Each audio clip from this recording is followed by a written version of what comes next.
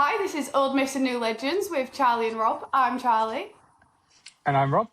And on this podcast, we talk about our favourite books, generally fantasy from different eras. As we all know, I am a gentleman in my 40s and Charlie's a lady in her 20s. So we have very different books that we enjoy. So we share one each each month, and talk about them.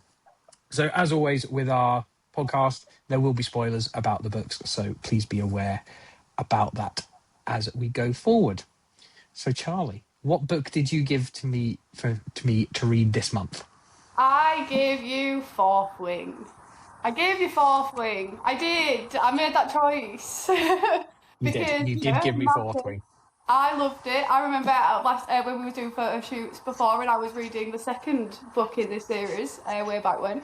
So yeah, no, it's exciting. I'm curious to know what you thought. So first questions first, the way we start this every time. Did you enjoy it? Yes or no? Yes, I did. Oh my god! I very much enjoyed it. Oh my god for that! Gosh. Right, cool. Go. Hit me. There is one little point we need to clarify before we go any further. Okay. Going back to our first podcast, where you made some aspersions about one of my favourite characters, Harry Dresden, and how he perceives the women in that book and how he talks about them in his first person. And the women in this book, specifically the main character, behaves exactly the same way as Harry does when she looks at men.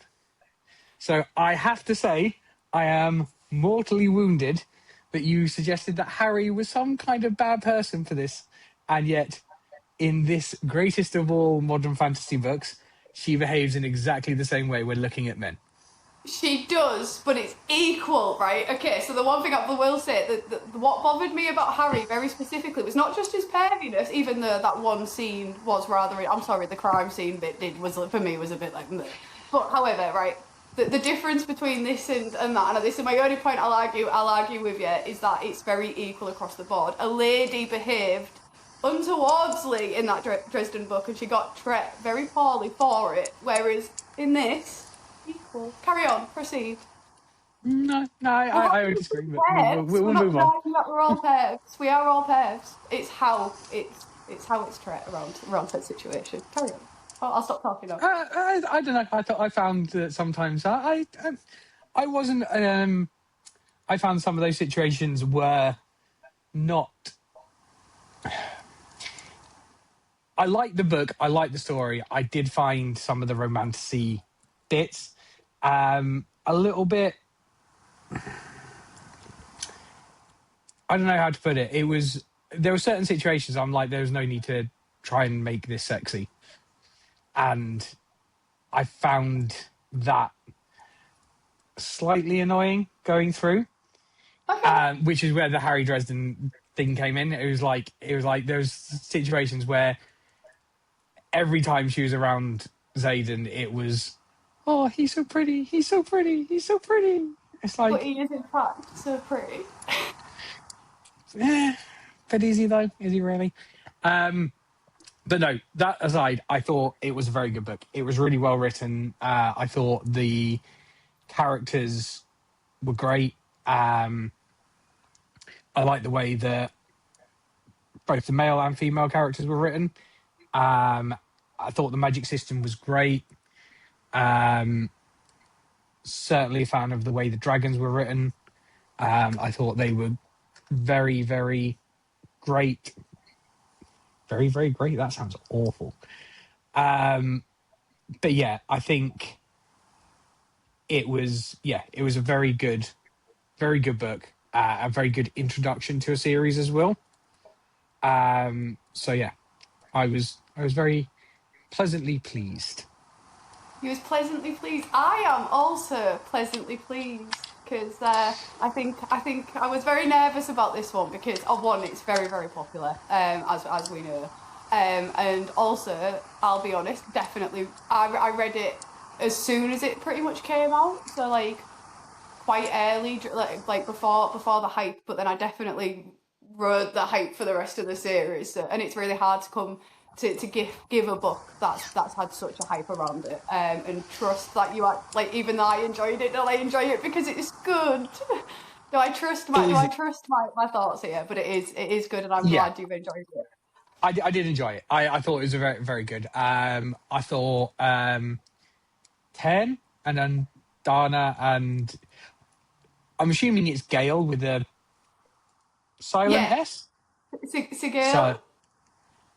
see, I assumed it was a silent S, so I was calling it It a Gale because quite that's kind quite. of like I think it is Sigil, but I'm not certain because I've not listened to the audiobooks on these at all. I've only ever read these, so our pronunciation is could possibly be questioned. Don't. fair. It is what it is. It is what it is. But yeah, I thought the dragons for me were the best bit in terms of how they were written. I thought they made the book. I did think when I was thinking about it, I was like, would I have enjoyed it as much if the dragons hadn't been part of it? I And don't think any probably of us would have not. enjoyed it. Yeah, I don't. I won't lie. I don't think any of it. It's a bit one. It's the main premise of the story as well, isn't it? Like the dragons are a big part of where the story is going, and a part of their Yeah, like school career. I'll put in quotation marks because it's school career.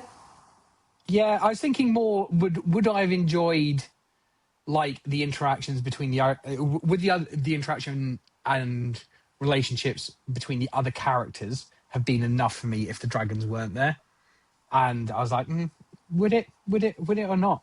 And I probably would have, like, I still think it would have been a decent book, but I do think the dragons are, and how they introduced the magic system through the dragons was quite Yes. interesting. It was something that I'd not seen before in terms of that, which is quite based on like 30 odd years of reading fantasy books. It's very new to come across a new magic system. Yeah, something that's Um, different. yeah, so I really did think that was a very good introduction. And yeah, I thought the dragons were very good, very well written. I think Violet was okay. As with most of the books that you've given me, I still find it very hard to relate to a girl in her 20s. Obvious reasons. Yeah, I think that's the Yeah, same thing. Yeah. There's obvious reasons why you wouldn't necessarily relate to a, I think, 18-year-old chronically ill child. I think she was 20 in the books. I think she was 20. It might be 20. I can't think off the top of my head. Yeah. But yeah, I thought there was a lot of really, really good bits in the book. I thought Zayden was okay. Again, I found the main two characters potentially not as enjoyable as I found the side characters. Like, I think the side characters have a big part to play in these stories. To be fair. yeah, I thought Liam was great. Rhiannon as well, Riddick, Imogen, Yeah. all of those, like, and just the way they interacted and brought the story to life a little bit more. I definitely feel again. I found the whole Zayden Violet love story a little bit cloying at times, and I was like, and I suppose I'm a little bit. I might have felt a little bit different about it if it wasn't such a popular series, and I hadn't seen so much about Zayden on the internet and on TikTok and on Book Talk, and people going, "Oh my god, he's so pretty and he's so amazing," and I'm like, honestly, he just seems like a bit of a manipulative twat for a lot of it, and then not so much at the end. It's just, He is. yeah. If it gives you a bit of perspective, he is not in my top 5 book boyfriends. Oh, okay. So I do love him very much, but he is not. He's not in the top tier for me either. So I ain't gonna argue with you on that one. Yeah. So yeah, I think he's And Violet, well, again, good character. Um, I think there was just, again, just bits of it. I was like, she's a little bit bland. What did you Um, think to like her? So like obviously there's a lot of training arc in that book. So what did you think to like her intelligence? Because I think that was written really well. I thought it was written really well. The way she had to use her brain to do more than yes, I agree. I would have liked more of a backstory on it. It was very much kind of like she's intelligent, great. She worked in the archives, great. But there's very limited information about how she got to where she was. Like, I would like a little bit more information about like her dad, the kind of things she worked on with her dad, and just the again, and it was very loose on like how she got her illness and like how that side of things was working. It just felt a very kind of like drop in and deal with it, which I understand in certain stories and books. But when you're starting off with people who are quite young, there's no reason not to fill in that very short amount of backstory to give that a little bit more fleshiness to that character. So for me, that was just, for me, I just would have liked a little bit more understanding of her prior to entering the academy, apart from the fact that her dad was dead, she worked in the archives, and she doesn't get along with her mum. Kind of yeah, like fair. that was this, that was simply was her whole backstory. And I was like, just give me a little bit more. Give me something that, as a not young person, makes me want to engage with her. Like, because her intelligence is great, as you said. Like the way she used her intelligence and the way that was written and portrayed throughout was really, really good. And I just would like a little bit more of kind of like that backstory, that little Yeah, bit a of bit more depth to who she is. yeah. So, but I said, I mean, it didn't take away from the book, but I think it could have added to the book by having it. I think if you were to proceed, you would definitely get a lot more of the information you would be looking for. But also, as somebody that has read up to date, there's also a lot of questions that aren't yet answered. Sort it out, Rebecca, please. But yeah, I like the way that was done because you learn more later. There's a reason that some things are not there, without ruining it. Um,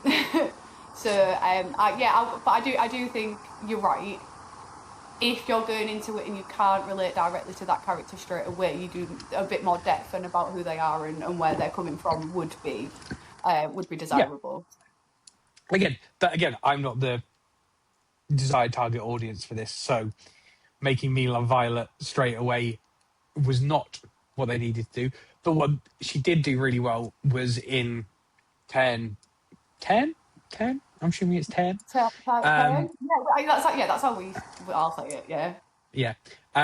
I think she did create a character that appealed to an older generation straight away. There was Yes, no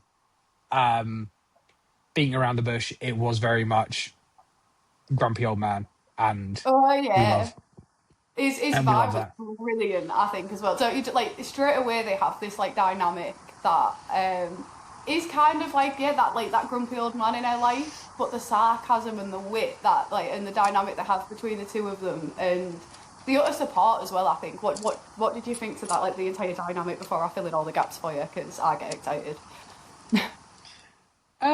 I love the dynamic between like the dragons, like all three of them, with Ardana, And Anna.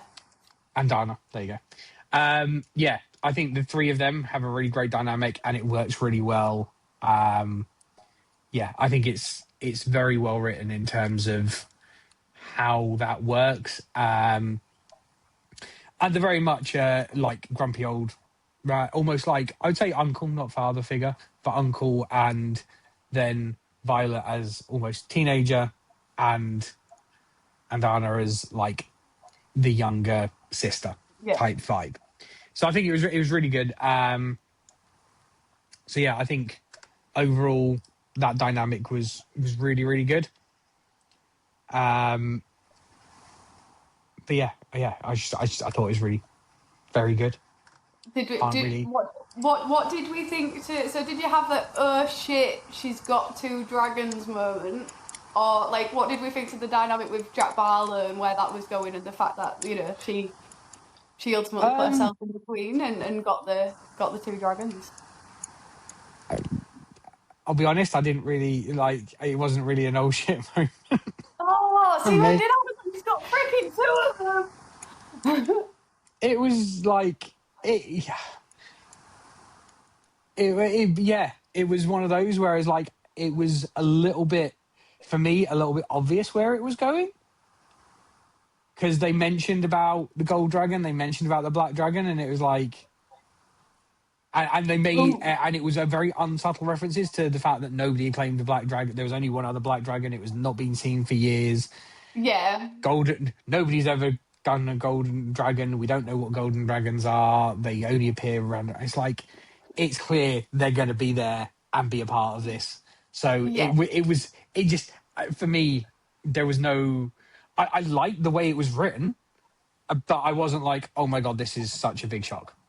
It was like, I could see this coming, but I liked the way they introduced it. Like, I don't know, I suppose maybe just because of the amount of stuff that I read and things where you pick up on those little Easter eggs, and I picked up on them fairly on. But that doesn't mean that it wasn't a badly written part of the book. I thought it was excellently written. Like, yeah,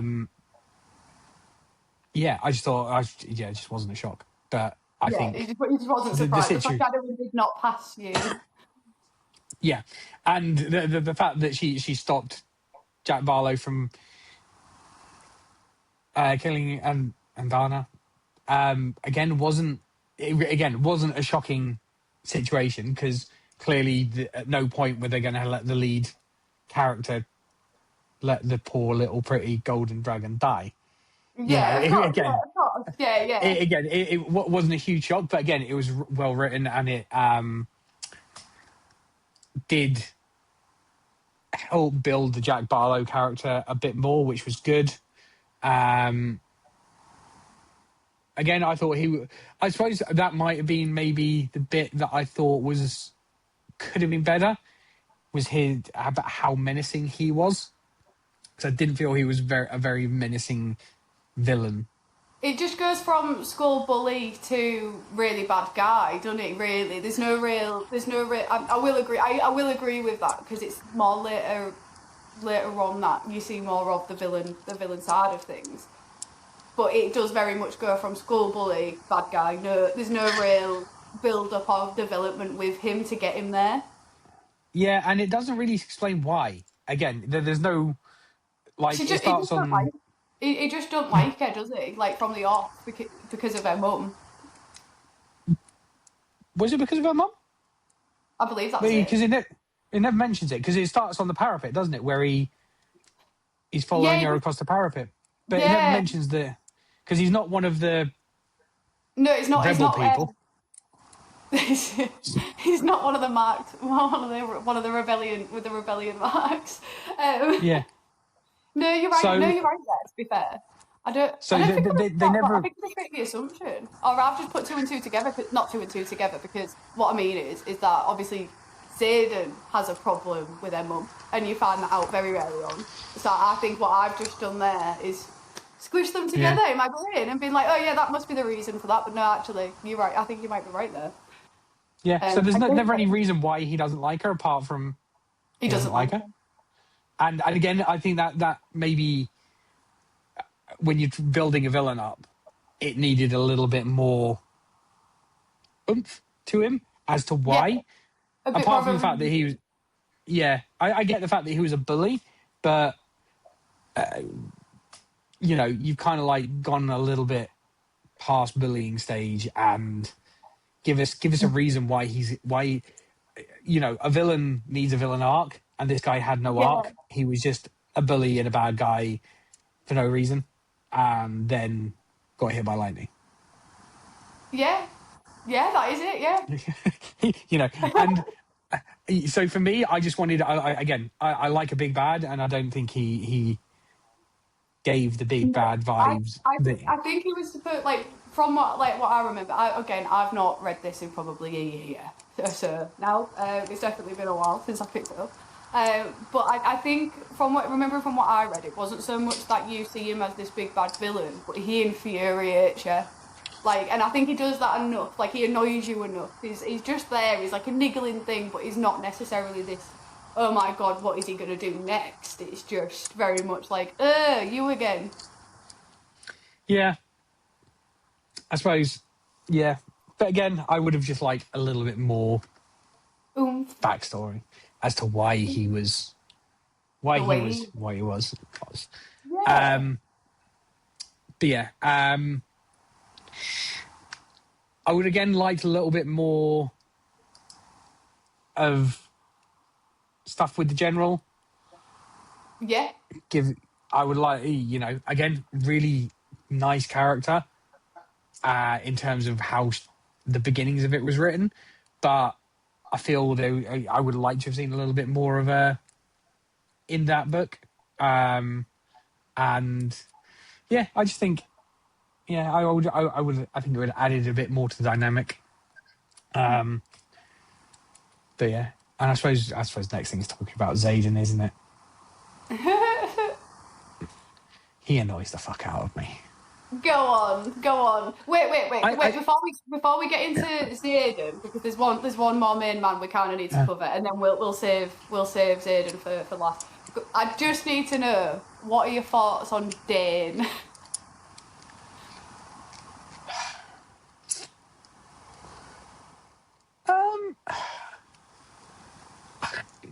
You know, I don't have that much of an issue with him for the majority of the book, because essentially he's treating Violet the same way he's always treated Violet, and they're friends. He was an older friend, an older male friend, a protector. Then he tried to do the same, and she started fancying Xaden, and essentially started treating him like shit. Oh, not the way we took it, but okay, all right. That was the vibe that I got, is that it was written in a way to make him seem like he was being really overprotective. Whereas if you read it back again, at what point does he not continue with how their friendship has always been, based on what we know? I agree. So to a point, I do agree. I like understanding being that protector and wanting to continue being that protector. However, there is a line where it crosses over from being a protector and just downright pushing disbelief onto Violet, that she's not capable and that she's not able to do any of this, and she should just escape. And I get there's a fine line between being that protector and wanting her to be safe, but then also believing in her, and he just didn't have any of that actual belief in her. And that's maybe where we took that side, rather than the whole you're just being who you are and who you have always been. We've been more like, oh, what are you getting her down for? She's trying, pal. I guess that's the thing, is that, was it that he was forcing that he didn't believe her, or was it that she had told him that where she wanted to go with her life, and he, based on that, he was trying to get her. She said she wanted to be in the archives. She'd previously said, and in the start of the book, she was the one that was saying, I can't do this, I can't carry it, I can't carry the pack. So I suppose that's the thing, is that yes, she may have changed her mind about herself, but at what point did she communicate that to him, apart from being like properly and sitting down and saying, look, you know, this is where I was, this is where I am now, instead of always doing it in the form of a temper tantrum. You've got me there. You've got me there. Yeah, I will be fair, that is probably one of Violet's most annoying traits, is that she don't communicate her emotions until her emotions are too big. I'm with you and there. then and as we all know, you can't in this space, in the space of this book, a young woman who is trying to communicate with somebody who is older, an older man and has been a protector, then throwing a temper tantrum and going like, "You don't believe in me," but then still, the first part of her arriving into the whole academy was her throwing herself into his arms. So it's kind of like the mixed signals. Yes. Yes. Yes and no. Like, yes, I'm sort of with you. I mean, she goes and finds him straight away because they're the long-time friends and he's been there a year, right? We know that much.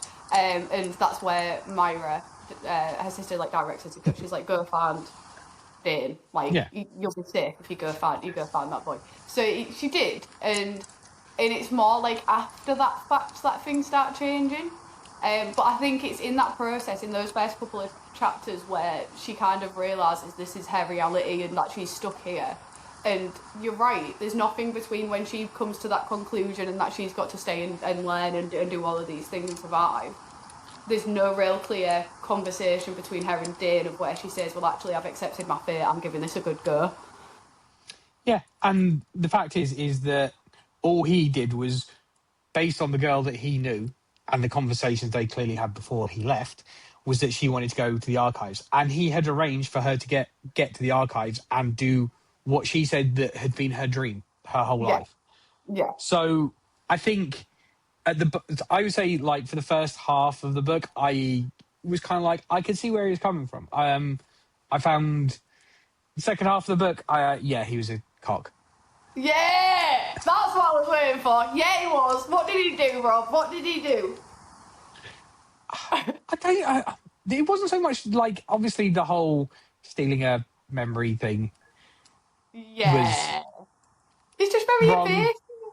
Like, oh, that little touch of the cheek, and it's stolen your brain. That's my brain, Dane. Oh God, sorry, that was. But yeah, so yeah, he was a bit of a cock of that. But then again, he had a good villain arc that, girl I loved has essentially walked away from him. He's done everything that he can to try and save her. She doesn't want it. And the one person that everyone has told her is sworn to kill her is she's now boinking. Yeah, You she know, is. and it's Yeah, just like, so I can see how his villain arc arrived at where he did, because, she didn't treat him particularly well either. Like, don't get no. me wrong, I have it, the way he did it and the violation and everything was wrong. I don't get that. But on the other hand, I can see how he arrived there, because she essentially led him on, even up until the point where she kissed him when she got her dragons. Was that when she Yeah. kissed him? Well, no. So no, yeah, but it is quite an important detail. He kisses her.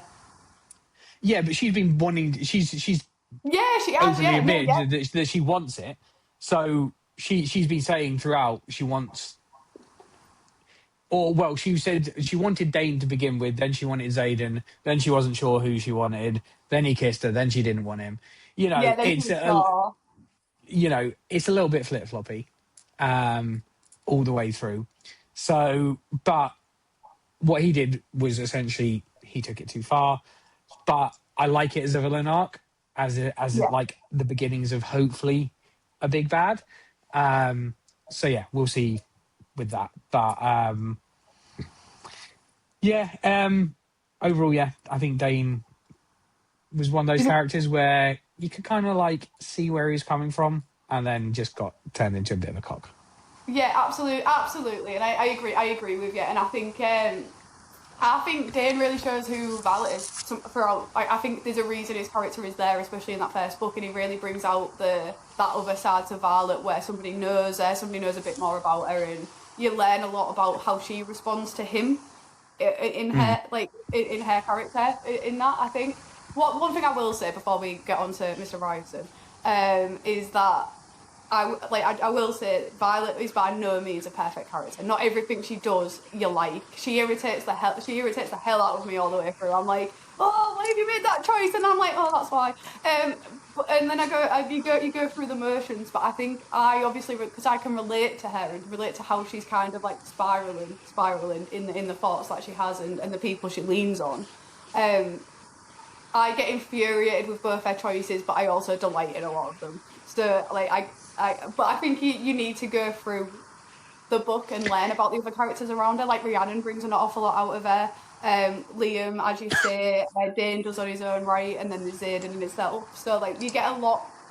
I think you get an awful lot from this story from the people around the main characters rather than just the main characters themselves. Yeah, I agree. So yeah, I think Liam, especially, like, great character, really, really, really well written. So yeah, I think so. I think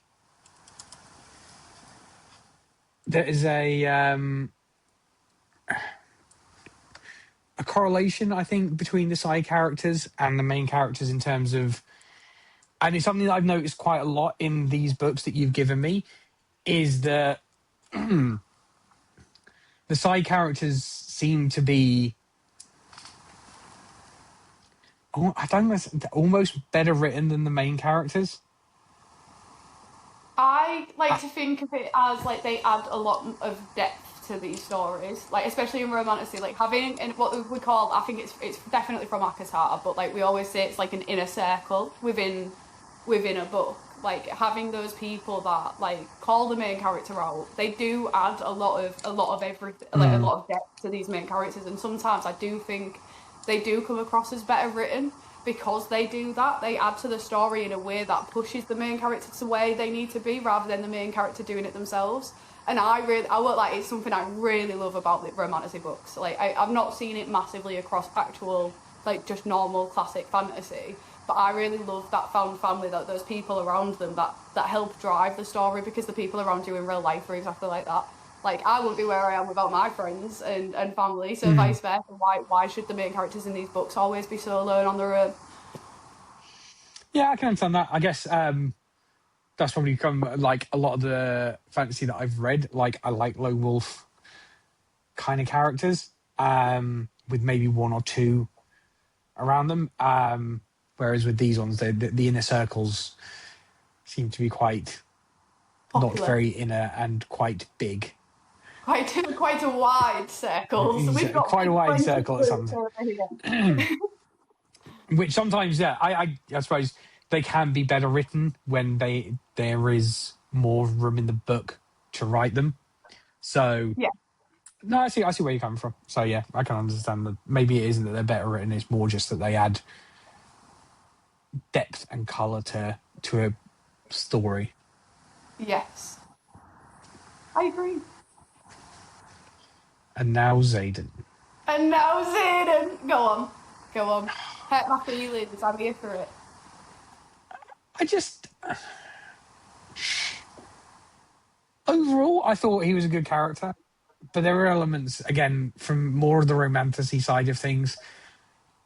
The whole pining for each other, just, I'll be honest, I'm really hoping the next book you give me has slightly less pining in it, because my God.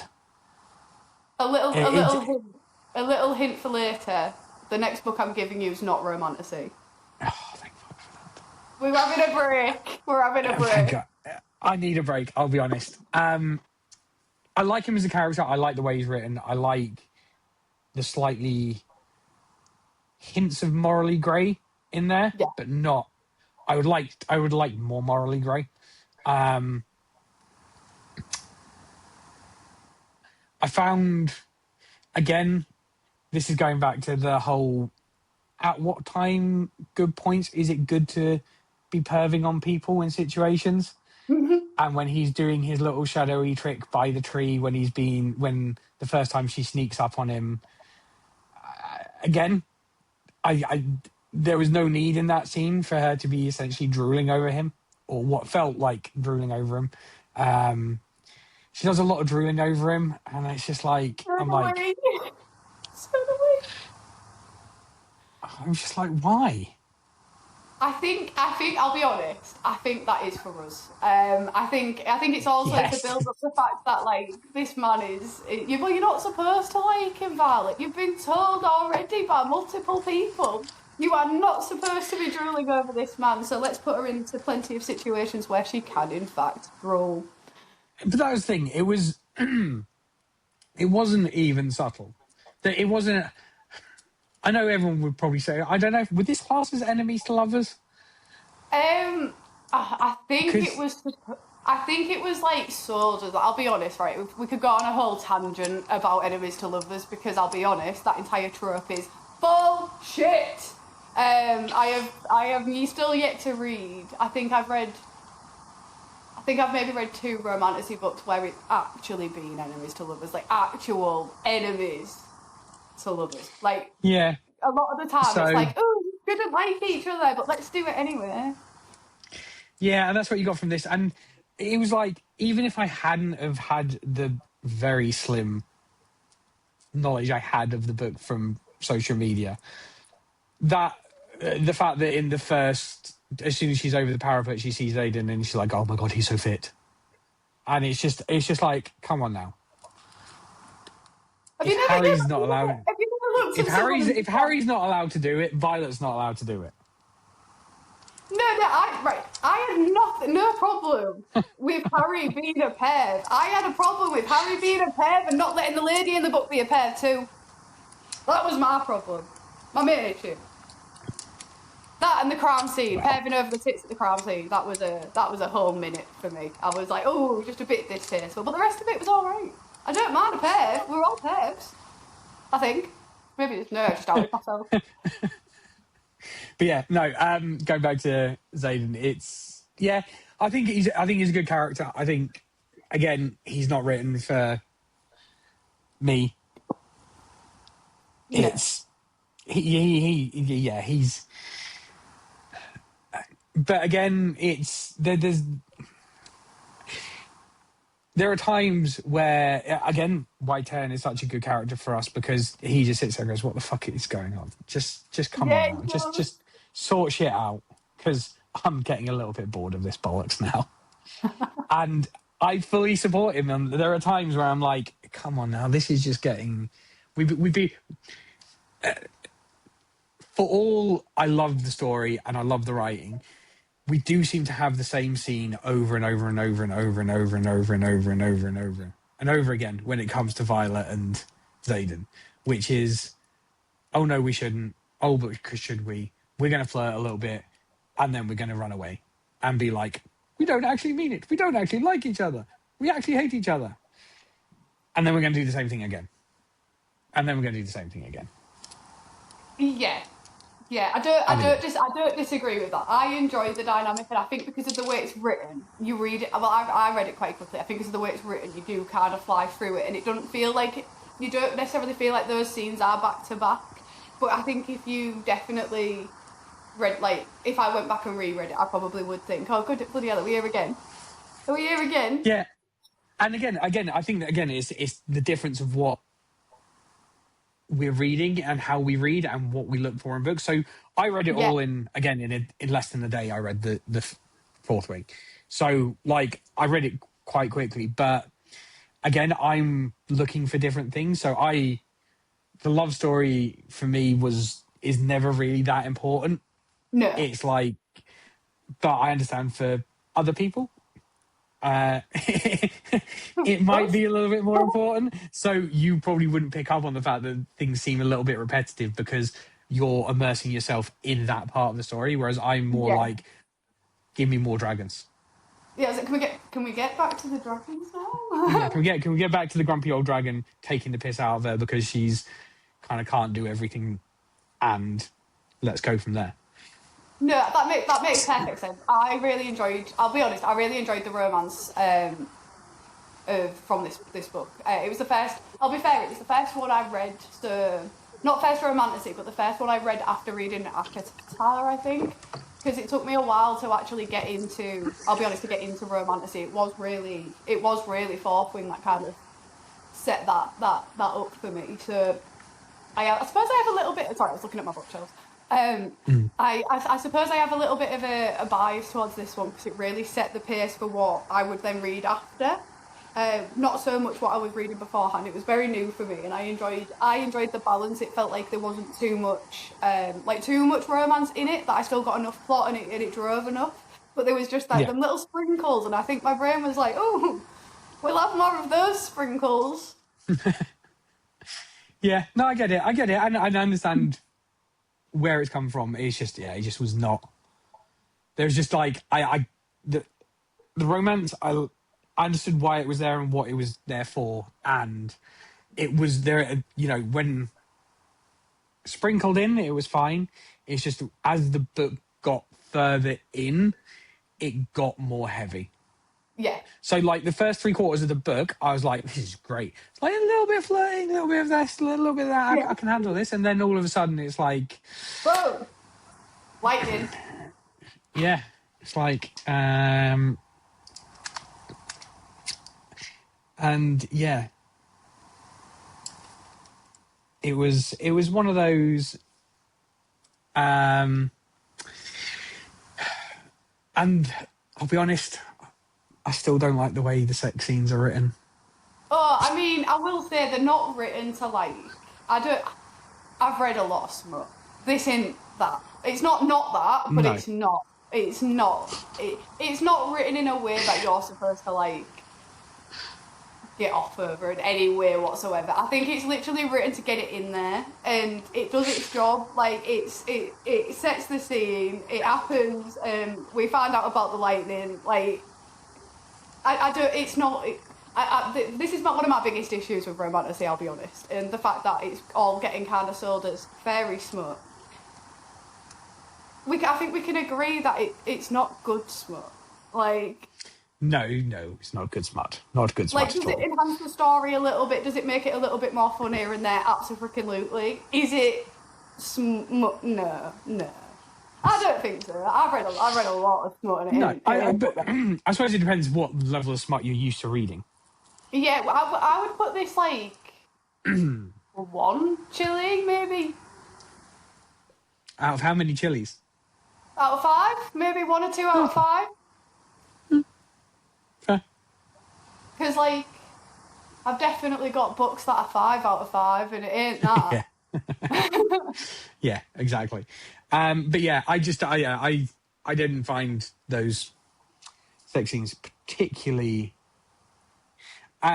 enthralling, and I might have skipped through parts of it. And I'm just like I'm bored of this. Lightning, excellent. We've got to the point that I need to know that she loses control and sets her lightning off. Great. Yeah. That was all I needed to. All you need to do is like half a page of they were having sex. She lost control. Lightning strikes. I think what it does, though, like especially as a female younger reader, is it shows that it is important in a story. Not important in a story, but it can be important to you. I think there's it's a bit more representation on our side of things of that. It's for your enjoyment, for like my enjoyment. Like it's in there and it's written actually for us. Does that make sense? Yeah, I think so. But then I think a lot of smut is generally written. Yeah, it is. I agree. For women, that. I think. I don't. I like you. I've read a lot of smut. I don't read a lot of smut that is aimed at a male reader.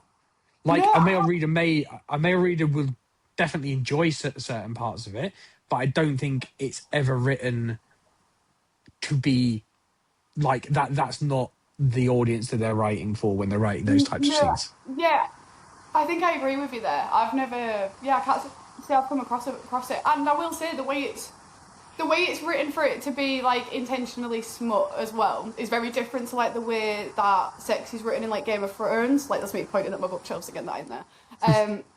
But like the way sex is written in Games of Thrones is not romantic in the same way. Like no. So it's not that's not written to be smutty, whereas this actually is. And it does that.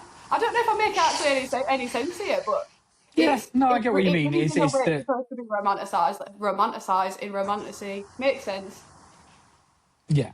Whereas in Game of Thrones, it's just raw. Yeah, and a lot of incest. Yeah. Yeah. But I mean, overall, I think as a whole book, I think was a very good book. I really did enjoy it. I got through it, as I said, in less than a day. So yeah, I thought it was very, very good. I think because you can ask me the same question, I have got one last question. Would you read book Mm. 2? Yes, I would. Oh, cool. Excellent. So, Let's go. Charlie, I gave you Bloodsong by Anthony Ryan as my book for you. So my question for you is, did you enjoy it? Yes, I did. I Thank did. fuck for that. Thank fuck I for that. did. Even though it was 750 pages long. Don't get me wrong. I'll get to it, but it was too long, and there was moments where I maybe had a break and found it very hard to pick back up, purely because some parts of it were just too long. There was a lot of depth to one half of the story, and then I felt like the second part of the story then was just a bit rushed. Like, I felt like they could have had breathing space all the way through, like, and actually gave each part its time, and it felt. And so once So I you're got to the second. saying it should be longer? No, well, not so much. It just should be better paced. Like, a lot of what happened in the first, like, I'd say 500 pages could have been spread out better than what happened in the last 250, if that makes sense. Like, Yeah. I felt it was all quite important. Right. So let's just go through why I liked it though as well, because we did. Yeah. So the world building, brilliant, and it was quite simple and easy as well. Like, the idea of it just being the realm, and like the entire place has been set in like a medieval sort of premise. That's a really easy thing to picture. In my head, I was like, oh, this is like set in Merlin, because there's a bit of magic, there's a bit of this. It's quite an easy thing to picture, which helps with the writing, I think. Yeah. But the world building was really, really solid. The turn as well, like the turn was really good. Like, it was never it. It's quite bleak from the off. Like, it's going to be quite bleak from the off, and I liked that vibe. This is a vibe I needed at the minute. It's where the edge's at, so we did enjoy that. What else did I put? So and the character. So obviously Valen being the main character, it's also very much him telling this story. Well, it is him telling this story. He's about to go up for his execution, and he's telling it to, I think they call him the bear count. Bear counts. I could tell you what it is actually, because it's be on the first page of this book. Oh, The Veneers. Veneers, yeah, Veneers, the Veneers account.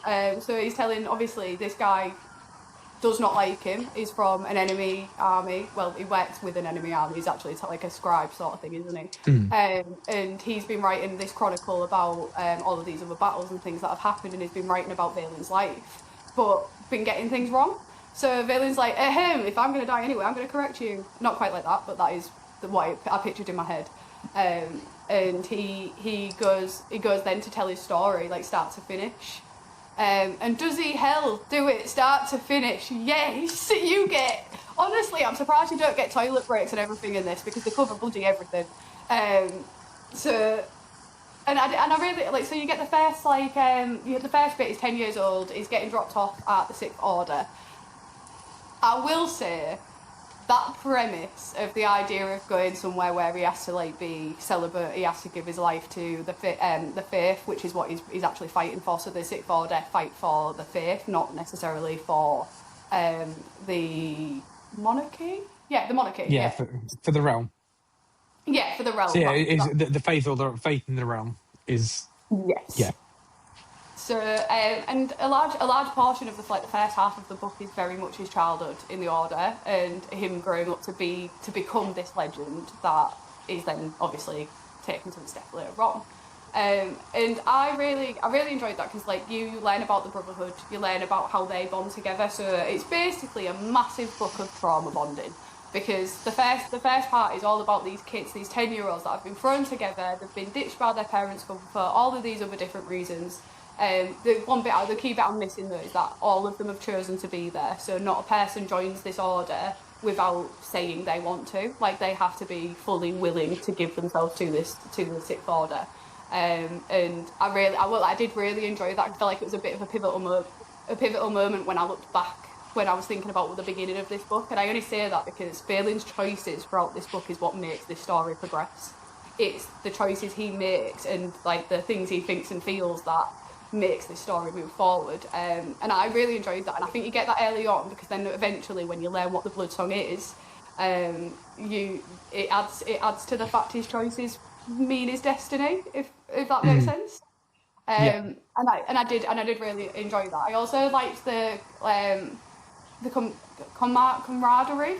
Is that the right word? Of the brothers. So like these kids basically are all thrown together, and they become brothers, but they don't become brothers because they just get along.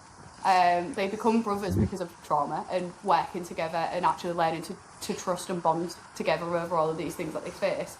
Very specifically, the trials that they have to go through to actually become a member of the Sixth Order, and stuff like the what did I write? It's like the trial of the Run, where they have to stay in the wilderness for like so long and work their way back. And a couple of really big things happen throughout that. So like obviously like somebody is sent to assassinate Valen, and he kills a man for the first time in the process of these trials. One of his friends gets killed in that process, thinking it was him. And he learns a lot. He learns a lot about himself in that process. Like he learns he's actually a lot stronger, and you learn that he's like a natural born warrior as well. Like this isn't something he's not this. He's been trained how to do things, but he's just so natural at a lot of it, except archery. You will say he's not very good at archery. If I remember correctly, it was the one that he couldn't quite get. He got there, but not as the same as the others. Yeah, it wasn't his natural skill. I mean, he was still fairly skilled at it, but just not as skilled as Nortar. Yeah, for a good amount of it though. What I will say is that it felt like a lot of it was time passing rather than important things happening. So I know there is a couple of pivotal moments throughout that is like training, what I keep calling a training arc, but it felt like this is the bit where I kept like picking it up and putting it back down, putting it back down, because it just felt like time was passing rather than anything actually important. And I know a lot of what was going on that was important was in his head, and it's how he was thinking and how he was feeling, and you are communicated that. But because of it going on because there's no other character, you're not getting another perspective. You see what happens to the other people, but you don't get another perspective. It got very slow for me when I was like, will you just grow up and start being a warrior now? Like, and I got the point of it. I just hit a point where I was like, I'm struggling to, but then the Dark Mage encounter happened. And that got my attention again, because it went from, that was a pivotal moment, because it went from being like, went from being like magic possibly being a thing. Like Valen already suspected things because he has the Blood Song, but then he has the link to like Scratch the dog, like those little moments where and the wolf, like him communicating with the animals in a completely different way to other people. You do have this sense that magic is a thing, but seeing that Dark Mage and him entrapping Valen in that, because he stops him, doesn't it? I don't know why I'm mantising to explain that, but One Eye when they go to rescue Frentis from the basement. Yes, and he's like frozen, and then he gets killed. But that's the first time. I feel like that's the first time you really see that magic happens. Like magic actually happens. Do we not? I would say almost earlier when you meet Erlen. Yeah, but we do. Yeah, okay. So I do agree, and it's hinted at. She said that it said that she's a witch. It said that there is magic, but there's no defining anything that shows you that magic is actually happening and is actually real. It's the idea that she touched him and it has a lasting effect. You don't see that kind of confirmed until later. Like I felt like the magic. Yeah. Does that make sense? Like that was. I got it, and I knew it was going to be a thing, and it was also that idea of that in that particular moment. It was that idea that not necessarily the faith is right, and that's the first time he starts really questioning what's kind of going on here. Do I understand all of this really? And that's kind of the other dynamic of the book, really, where he goes through and he's basically questioning the morals of the order and the morals of the faith, and what is it hiding? Is there a bigger picture here that he's not seeing? And I will say that moment when he meets, is it Erlin? I've got it written down, but I can't say it. But yeah, when he meets her at quite early on, I think it's like chapter 3.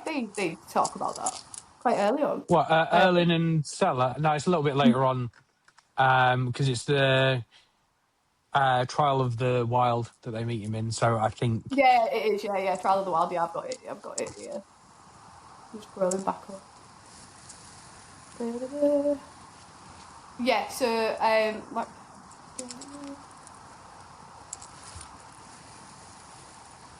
It is the Trial of the Wild. But yeah, it was like that moment you get a real sense that magic it could be real.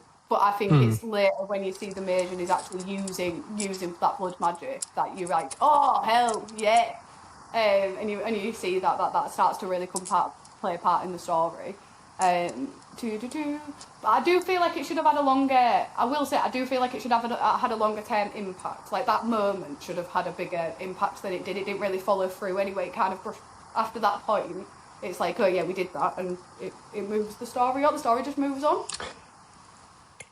When you read the rest of the series,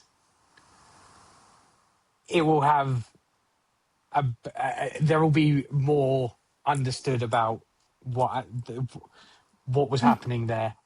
Yeah, So it's one of those moments that builds Prentice's character for this book, but also has a longer term impact on the second and third books. On the other books. Yeah, I can see. I'll be honest. I can see how people read this as a standalone or as part of the series. I will definitely want to read the rest of the series. I'll be fair. I've answered that question before we've got to it. I do want to kind of know what happens next, and I want to know if the writing changes because I need more characters. And I need to see things from other people's perspectives, and I really hope we get that in the following books because it's a perfect setup in a sense. Maybe 300 pages less, but a perfect setup in a sense for the next book. But I can see why people would read this and just know it's one man's story. Yeah, for me, I've since I first read it, it is for me up there with perhaps one of the best book ones that I've ever read in terms of setting up an elongated story. The way it's written in terms of first person but third person, I think is really good. Because it gives you a little bit more understanding of the world because I think it's done in a really good way, and you get an understanding of Valen a little bit more, and the fact that through the interludes when Verniers is doing his account, that you realise that not all of that information is getting passed along to the chronicler as he's telling the story. So we're getting more than what he's telling this other person, which I think is a really great way because I think for me, it really engaged me when I first read it because I was like, ooh, I'm learning more than the people in the story are learning. And it's kind of like gives you that little bit of a like, ooh, I'm in on the secret kind of vibe. Which I really enjoyed. Yeah, I will be fair, it does kind of give you that vibe, especially when it gets to the point of where he's learning more about his like mum, and of the fact that she was quite opposed to war. I think was the biggest thing that we learned. But then also the fact she was a healer and she actually left her order. I can't remember the fourth order, maybe, but she left where she. Yeah, fourth, fifth, wasn't it? But she left anyway to go marry his father, and that was a really interesting dynamic. And he learnt a lot about himself there, and it definitely helped the pivots in his brain about what he was starting to believe, I think. How did you feel when you found out that it was actually his mum that gave him to the Sixth Order after all of that? I felt really like bittersweet about it. Mm-hmm. I didn't like it at first. I'll be honest. I was like, "You woman!" Like, I didn't like it at all at first, but I think she knew something we didn't. Is the only thing I can put that down to. Is like, I think there has to be something else, because this woman has been built up to be somebody pretty amazing actually in Valen's head, especially compared to the father, who in his brain abandoned him. But then that changes that dynamic there and how he felt about his dad. It's all, I won't like, it did blow my brain a little bit. That was a moment where I was like, oh, Yeah. what do we do? What do we do with that information? Like, but I think that's the thing, he's supposed to feel like that because that's how he feels. No, I agree. It was one of those situations where I'm like, oh, I wasn't expecting that quite as much. No. And how do you feel about the two main female characters? So obviously, Lirana. I never really, I pronounce it in my head, but when I try and say it out loud, and Sharon. Like, how did you find those? So essentially, his two love interests, the princess and the healer. The healer, I'll be honest, I didn't like her. But I think it was because she kept forcing herself on him for a long time. Like, it was very much he was like, I am part of this order and I can't do this, and it was very much like, oh god, and it caused a lot of drama. To be fair, but more because they got attacked in the process of things. I didn't love that arc, but it wasn't more. But it definitely helped with his character. I understand why it was there. I didn't give a lot of space to her in my head, like, if I'm honest. Okay. Whereas and what about the princess? I liked the princess, but I felt like it made sense more than it added anything. But I think she challenged him a lot more than what the previous girl did. She definitely challenged the way he thought, and was very much on his wavelength as well, I think. And she's kind of in a bit of a predicament at the end of this book, really, in herself, because she has to then survive, doesn't she, in the situation she's left in. So I did like it, and I liked their dynamic. I think, again, I won't lie, there's that much going on in this book. I think I was so focused on the war and politics that I didn't actually give the romance as much space as what I would do in any other book I've read, I suppose. I think with the princess, I think she was a big part of the politics for me. Like, because the king's whole plan was for Valen to marry her. Yes.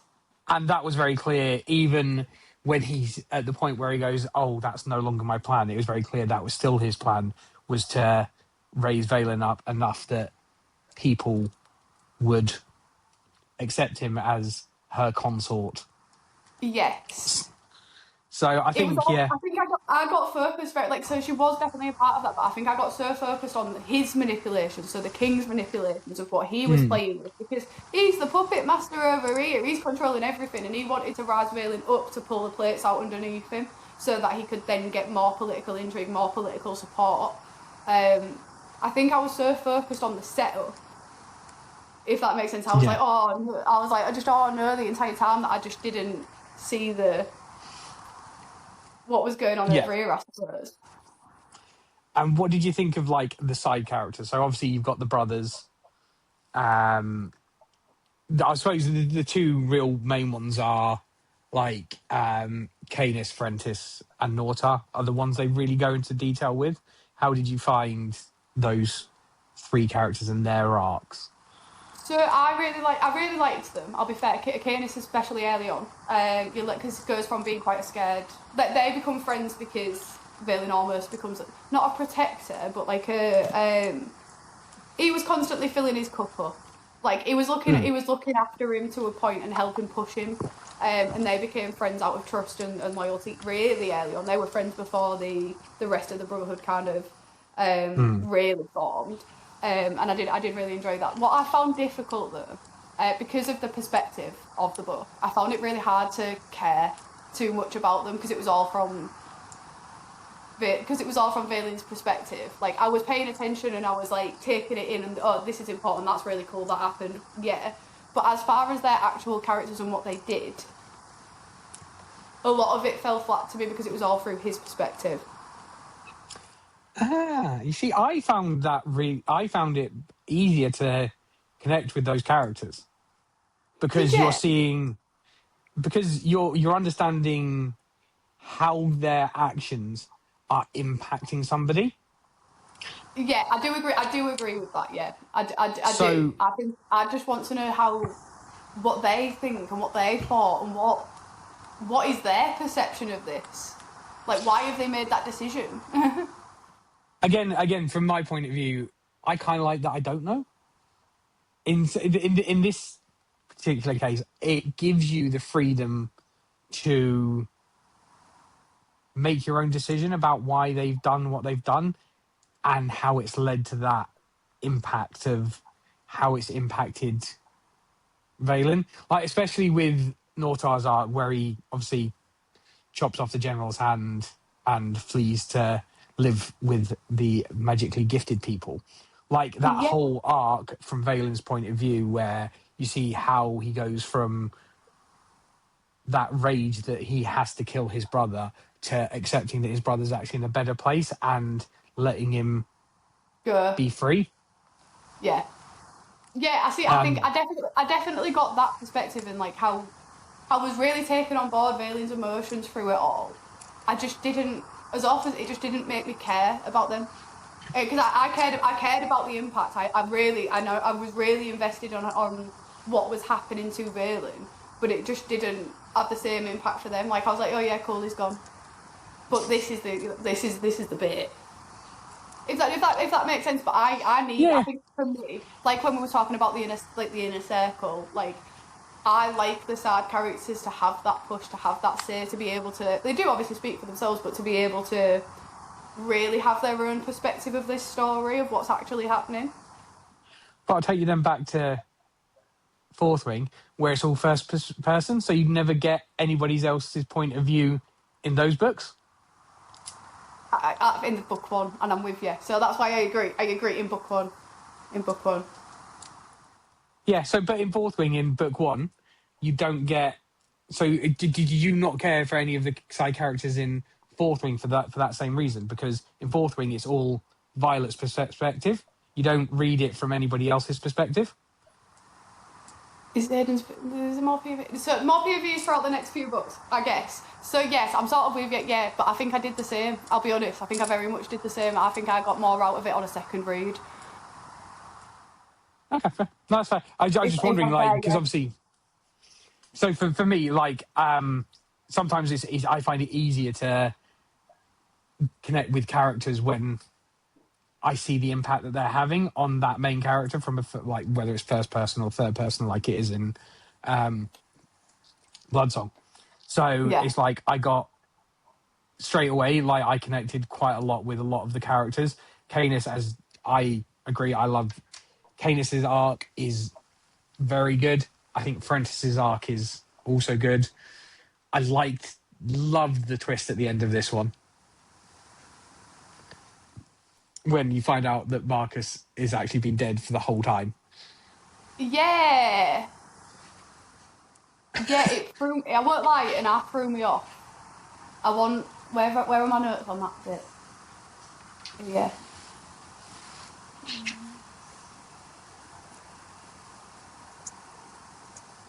I can't find them. I can't find them very specifically, but Are they at the end? Border away leaves much interference.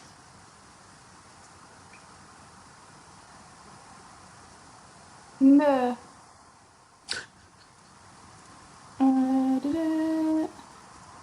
So the undercuts and the tension become. I've got it set up into political, so I've got this political bit. Let's have a look.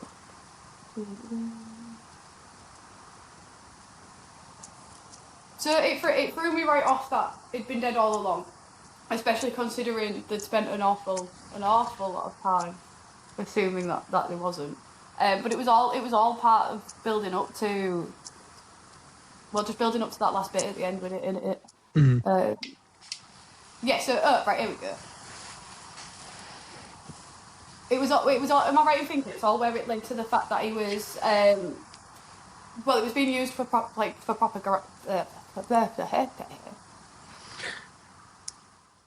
No, I think the Barker's bit was the bit where at the end turns out that he was being controlled by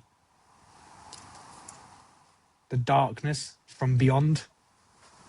Yeah. Yes. Okay. Yeah. Yeah. That's what. Yeah. Yeah. I'm with you. Yeah. Yeah. I found the point. Yeah. It's where yeah. Exactly that. So he's taken the magic. They've basically been pretending this entire time, and that shows that the magic has actually always been there. But it's also it opens up the door, doesn't it, for the next book to then be like, right, we've got another enemy, because it's not just the main enemy you think it's always going to be through the book. It's opening up the door to the fact that actually there's a darkness now. We're going to have to learn how to fight, but then also the fact that the execution and the way the execution goes at the end, and he doesn't actually die, is then in par with an enemy army. So there's an enemy army going on. There's this magic, and it all you're just like, oh my god, where's this going to go? And I do think it massively opens you up to be what is actually going to happen in this next book. Like, where is this going to go? Because there's multiple enemies now, and this is our main guy, and this is what he's just been through to get to where he is. But he's also survived. So what now? It just opens it up to all these possibilities, doesn't it? All these possibilities of what could happen next. Because you don't learn too much, barring the fact that it is that magic, and it has been kept alive this entire time. Well, not alive, but animated. It's probably the best way to put it. It's been kept animated, a bit like necromancy, that, isn't it? Yeah, a little bit, yeah. Yeah. So I think for me, the takeaway that I got at the end of the book is the fact there was only ever one enemy, and that was the enemy from the beyond. That even though King Janus had his plans, the Order had their plans, it was actually all leading to this one point of revealing who the actual enemy was, so that they could then in the later books obviously fight that enemy. And I thought the ending of the book was so good. Like, for me, it's probably one of the best endings to a book that I've read in a long time. It was just like the way the final duel scene was written, how Vanir's account changes as he goes through, and then obviously understanding what the actual big bad was pretty. I think awesome. It's really clever. I will say the end of that book was really, really clever. Like, in a sense of that, you know that there's a bigger picture. You know that there's lots of different ways it could go, but it's the change of perspective throughout all of it, isn't it? It's the fact you spend the entire story thinking that. Well, you spend a good majority of the story thinking that he's just going to get executed, because that's how it sets it up. But it's that last half, or that last quarter, shall I say, where it really opens up the doors to the fact that actually this isn't necessarily the way this is going to go.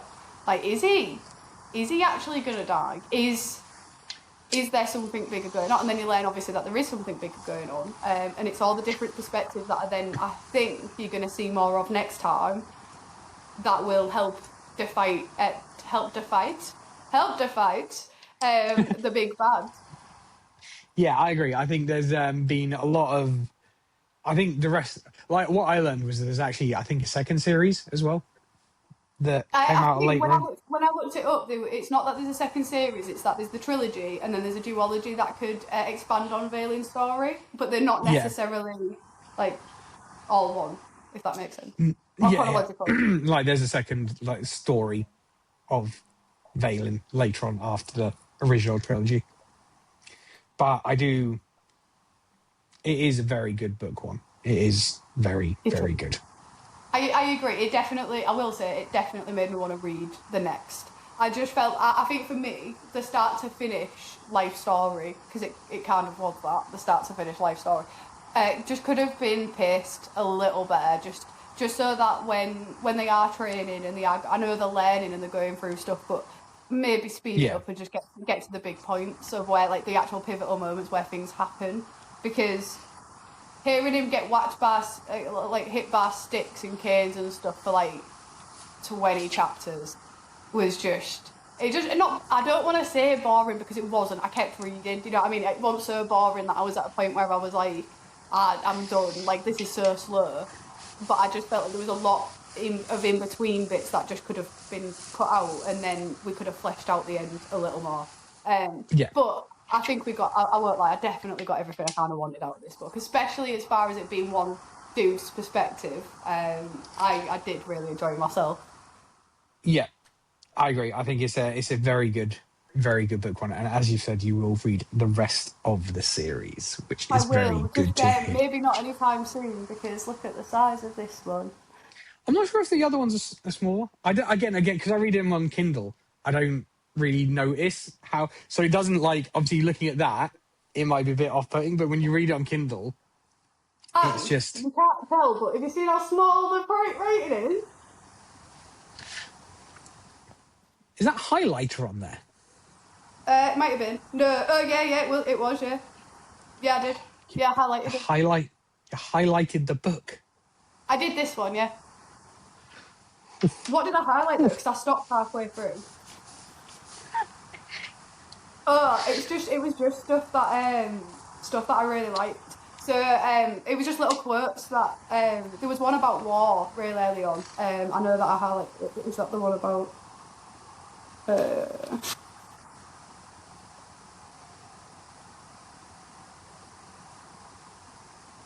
No, yeah, not that one, but this one was like where he was like repeating what his dad had said to him. So obviously, like the family motto was like loyalty is our strength. Let loyalty be your strength, sort of thing. And then he just says, and this is the moment where you really feel the hate he has for his dad early on.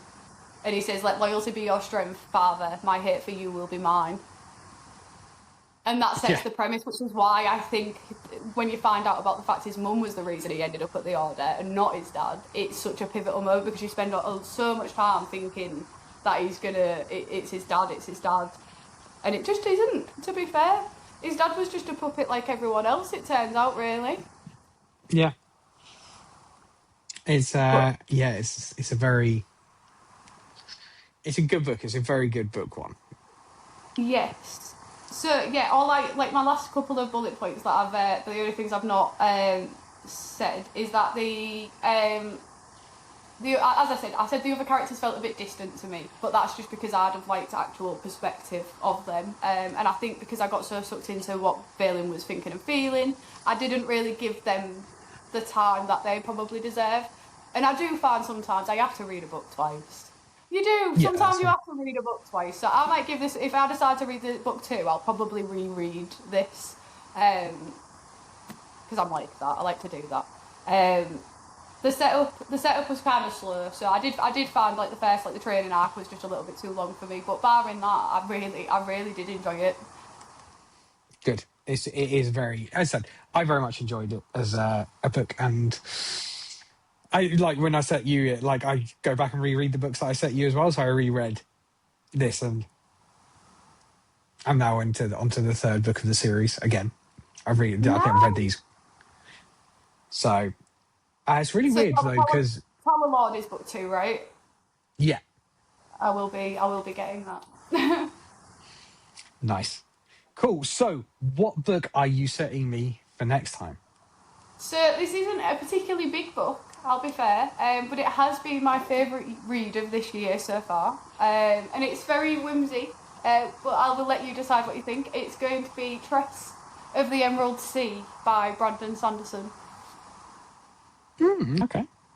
And I felt like something a bit different. And I know like I've been going on the first couple of episodes have been like the romanticy side of things, but I am not particularly as I mentioned earlier, I'm not particularly enjoying romanticy right now. So I want to share with you what I'm actually enjoying right now. Excellent. Because I'm also giving you something that is a little bit lighter and a little bit shorter. Oh, It's one of my go-to books where I just need when I'm just like I want to have a little bit of fun in a book. It's not too heavy. cool. It's not too. It's So this called is gonna be a fun episode. This, to be yeah, fair, if it's a little bit later. a little bit like it's called Hounded by Kevin Hearn. Hounded. Hounded. Let me write that down. Oh, cool, cool. That's exciting. And it's only 337 pages long. What a treat, especially compared to the double this was. There you go. We don't mind a big book. We do not. I'll be honest. We do not mind a big book. And I did, as I say, did enjoy it. So I don't mind them being a little bit longer if it needs to be. But I am grateful for the smaller book for now. Nice. Excellent. Well, we will see you next time around, which will be 1st of May. Will be our next. That seems mental, doesn't it? Yeah. What a time. Unless, well, we might do one a bit earlier if we end up reading these quite quickly. We might do a Yeah, mid-month one. Yeah, not massive book, so we'll just see how we go. Yeah, see how we go. And then I think after our next episode, I think we might start looking at bringing a guest on board. What do you think? Do you think it might be time to have somebody bring on somebody new and see? I think that's a good idea. I think we could bring a guest on, but what's the rule with bringing a guest on? Do we get them to pick a book for us both to read, and we read something that they really enjoy? I was going to go with 3 books. Oh, 3 books! Oh, go on then, treat us. So yeah, I do have somebody in mind. So, but we will have a chat off screen and see what that sounds like. But yes, this was Old Myths and New Legends with Charlie and Rob, and we will see you next time.